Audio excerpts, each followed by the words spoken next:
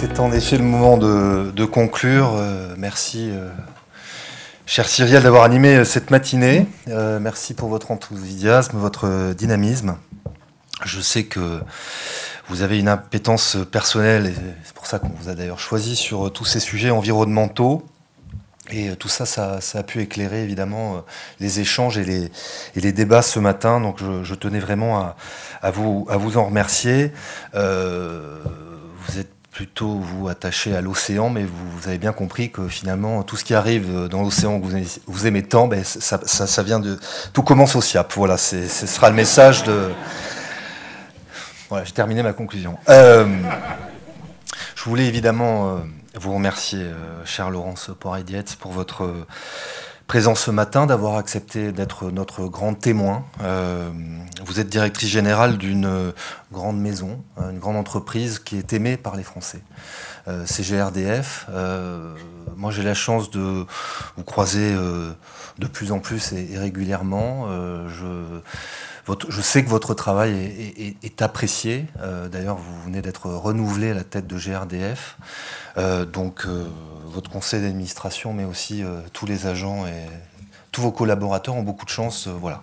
Je tenais à vous le dire, parce que là, ce que vous venez de nous dire, on a pu bénéficier de votre vision sur le monde énergétique, que le SIAP connaît bien, hein, puisque nous, on produit du biogaz et du biométhane depuis 80 ans, sur notre site de Seine-Aval, dans les Yvelines et le Val d'Oise, cher Philippe Haudebert. Avoir un discours sans langue de bois, mais aussi optimiste, hein, sur toutes les attentes des Français en matière de souveraineté énergétique. Voilà, c'était important de pouvoir bénéficier vraiment de votre expertise ce matin, et je tenais vraiment à vous en remercier très, très sincèrement. Nous avons la volonté, vous et moi, de décarboner nos territoires. Parce que c'est l'enjeu essentiel, je crois, pour le SIAP, mais aussi pour toutes les collectivités. On est très attendu sur ce sujet. Vous l'avez dit en concluant la discussion que vous avez eue avec Cyrielle, mais cet horizon commun, on l'a commencé, et je souhaite vous le dire que nous allons le poursuivre, et j'espère le plus vite possible. Merci, chère Laurence, en tout cas, pour tout ce que vous avez dit ce matin. Je remercie tous les intervenants, hein, qui ont participé aux différentes tables rondes. Je remercie évidemment le préfet de région, qui a eu un discours, comme toujours, très clair, très sincère. Il fait confiance au SIAP, mais on doit aussi lui rendre cette confiance. Donc je me tourne vers mes directeurs de site. Il faut qu'on soit conforme dans nos usines. Vous savez que je suis à vos côtés. Et tout ça, on doit le faire de façon collective, je le redis, avec vous. Vous avez ma confiance, mais le faire aussi avec les services de l'État, que ce soit la DRIAT, je sais qu'ils sont présents dans la salle. L'Agence de l'eau, évidemment, qui nous permet d'avoir des financements. Et je me tourne vers Philippe Dallier. Moi, je ne vois pas... Ça fait sourire quand on a parlé des agences de l'eau. C'est vrai que beaucoup de Français veulent supprimer un certain nombre d'agences pour faire des économies. Mais moi, en tout cas, quand on travaille avec l'Adriat ou l'agence de l'eau, c'est comme quand on travaille avec nos entreprises préférées. C'est un partenariat, et je veux que les choses se passent comme ça. Voilà, je voulais vous le dire et le redire donc, à mes directeurs et directrices préférés. Je remercie évidemment nos administrateurs du SIAP, Philippe Dallier, Chantal Durand, Antoine Guillou, évidemment. On forme une équipe. Moi, j'ai beaucoup de chance de vous avoir à mes côtés. Toujours un discours de vérité avec Philippe, mais toujours trouver des solutions. C'est ce que j'apprends à tes côtés depuis 3 ans. Je voulais vraiment t'en remercier. Antoine, on n'est pas d'accord politiquement, mais on arrive à travailler ensemble. Donc je pense que c'est aussi peut-être une nouvelle façon de faire de la politique. Et Chantal, écoute, voilà, je t'ai surnommé Madame O du Val-de-Marne, mais je crois que tout le monde a pu s'en rendre compte ce matin. Alexandre Labasse, évidemment, merci pour votre présence ce matin. Pascal Rouault, Sébastien Apotélos également, qui venait de loin. C'était un plaisir. Cher Nicolas Garnier, merci pour tes mots, pour tes chiffres très clairs, comme toujours. On a besoin d'Amorce, et Amorce a besoin de nous tous aussi pour faire passer des messages. Donc merci d'être venu de Lyon ce matin. Et puis... Françoise Goulard, bon, vous êtes bordelaise, moi vous savez je suis toulousain, donc j'ai toujours quelques difficultés avec les Bordelais, mais merci d'être venu et également pour avoir des éléments de comparaison et puis bonne chance pour la compétence assainissement à Bordeaux. Alors, vous l'aurez compris, hein, ce texte de la DRU 2, il constitue un moment charnière pour le secteur de l'eau. C'est un texte qui nous projette dans une nouvelle ère, hein, ça a été dit, en termes de performance, puisqu'il y a un accroissement des exigences, hein, pour les systèmes d'assainissement. En termes de vision ensuite, car on l'a vu avec Laurence Poirier-Dietz, on ne parle plus simplement de nos métiers historiques d'épuration, on parle maintenant d'empreinte carbone et d'énergie quand on parle d'assainissement.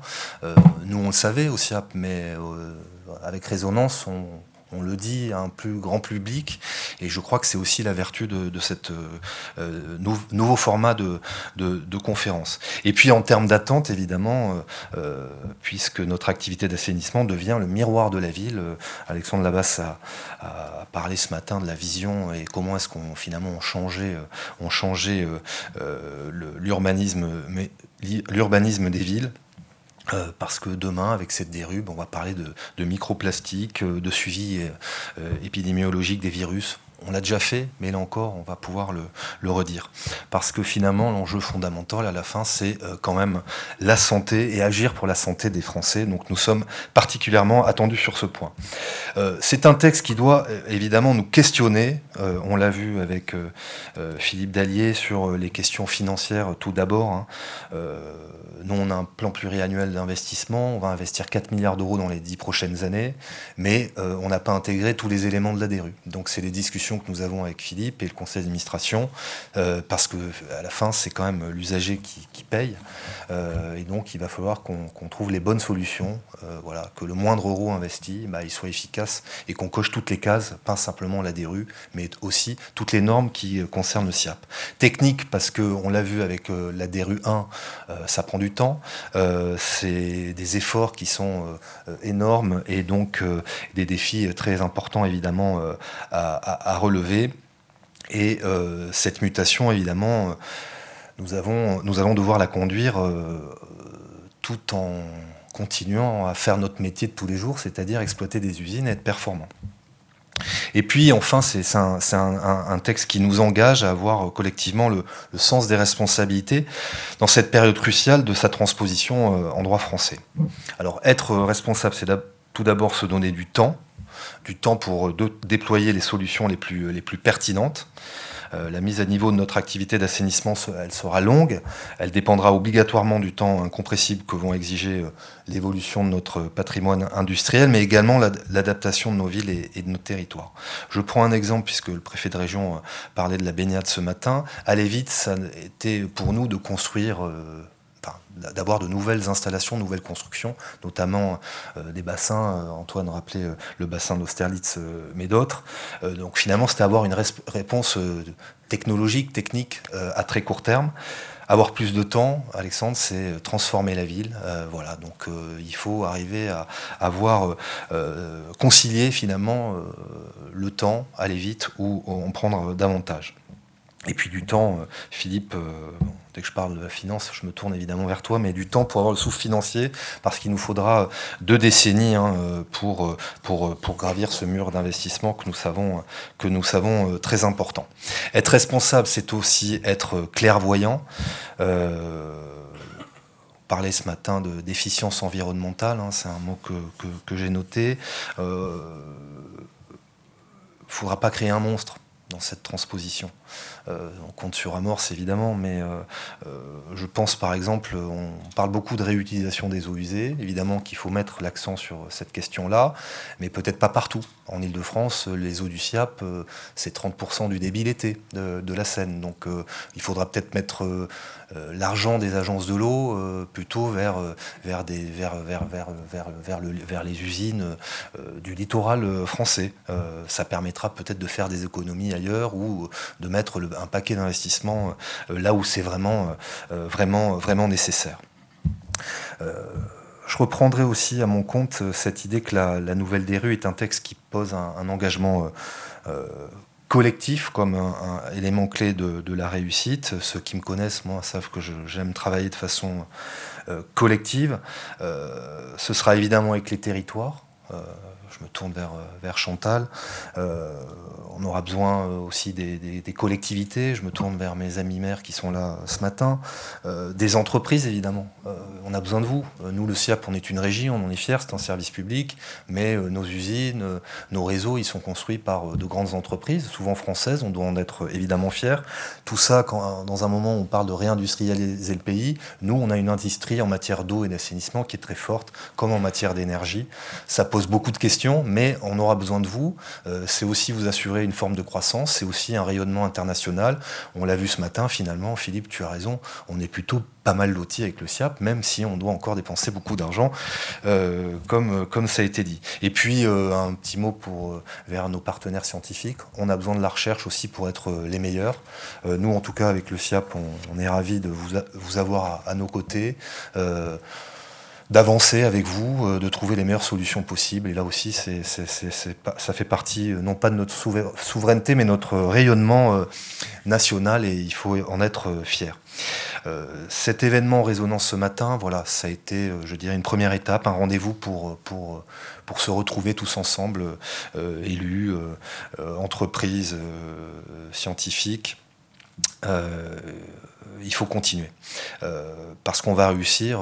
Je reviens sur les JO parce que Marc-Guillaume a félicité le SIAP et je félicite évidemment les équipes d'avoir réussi ce pari cet été, mais il faudra peut-être se mettre dans cette configuration-là. La France a réussi parce qu'on a su travailler tous ensemble. Je parle de résonance. Un mot avant d'oublier, parce que je voulais remercier évidemment toutes les équipes qui ont organisé cette matinée dans une semaine assez folle pour le SIAP, puisqu'on a inauguré une nouvelle installation à Seine-Aval mardi. Donc je remercie la direction de la communication, toutes les équipes pour la réussite de ce matin. Et puis je remercie évidemment, et je me tourne vers lui, Vincent Rocher, qui était aux manettes pour organiser ce nouveau temps d'échange que j'ai souhaité depuis plus d'un an. Merci Vincent, ça vous prend beaucoup de temps, mais vous voyez, je crois qu'aujourd'hui, vous pouvez être fiers du bébé que vous avez créé. Donc je crois qu'on peut applaudir Vincent.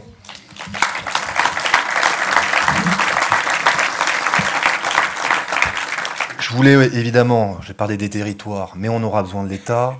J'ai dit un mot sur l'agence de l'eau et la DRIUAT. Sachez en tout cas qu'on aura besoin d'un État efficace pour la mise en place des dispositifs financiers nécessaires à la soutenabilité de la DRU2 pour les collectivités. Donc là, c'est évidemment l'agence de l'eau, Seine-Normandie. Je le redis, un travail en partenariat avec vous. Comptez sur moi pour que ça continue. Là, j'ai envie de dire un État tolérant et bienveillant. Je me retourne vers la DRIUAT. On a besoin de vous. On sait qu'on n'est parfois pas assez bon, mais on a besoin de vous pour pas trop nous taper sur les doigts, parce qu'on fait beaucoup de choses en même temps, vous le savez. Donc, je compterai sur votre bienveillance. Là aussi, tout ça se fera en partenariat avec vous. On sait le faire. On le démontrera mardi devant le préfet des Yvelines, à qui on va présenter un plan sécurité sur nos usines des Yvelines, et on le fera ensuite sur dans toutes les autres usines qui sont sur le territoire francilien. Je le disais à l'instant, et je vais accélérer parce que j'ai bientôt fini, vous inquiétez pas, mais j'avais quelques messages à passer ce matin, vous l'avez bien compris. Donc moment charnière dans l'histoire de notre activité, un moment de bascule évidemment pour toutes nos structures, et il faut qu'évidemment cette transposition elle ait un impact positif pour nous tous. Moi, je suis heureux en tant que président du SIAP, en tout cas, de la présence des administrateurs. Je salue aussi Marie-Louise Mongo-Coueté, des différents territoires. Nous sommes des responsables politiques, et on a eu ce matin un discours de vérité avec vous, parce que finalement, le SIAP, c'est vrai qu'on est un service public industriel un peu particulier, mais in fine, on est quand même une collectivité, et c'est des élus qui décident. Et donc pour cela, ils doivent être bien aiguillés par les équipes du SIAP. Donc je remercie une nouvelle fois Philippe, Chantal, Antoine et Marie-Louise pour votre présence, votre soutien, qui nous Voilà, je crois qu'on prend les bonnes décisions depuis 3 ans et il faut que ça continue. C'est aussi notre responsabilité de grands services publics, de grands donneurs d'ordre, de pouvoir exposer des attendus techniques, territoriaux, financiers à nos entreprises, celles qui travaillent avec nous, qui répondent à nos marchés. Votre présence ce matin, elle démontre aussi voilà, que comme avec l'Agence de l'eau et la DRIUAT, ce sont des partenariats qu'on noue avec vous. Je vois M. Richard qui est là, qui nous a bien aidés quand on a eu des difficultés cet été sur le VL8 pour être à temps pour les JO. Là aussi, si on a réussi, c'était vraiment un travail collectif et ils savent que j'y attache, et je me répète, une très très grande importance, mais j'aime bien le redire. Ces derniers mois, c'était l'ancien Premier ministre, Michel Barnier, qui avait souhaité qu'il y ait une grande conférence nationale sur l'eau.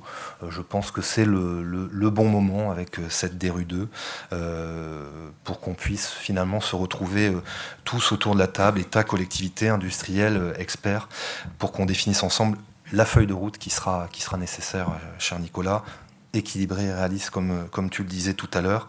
Cette nouvelle DRU, c'est évidemment le point de départ.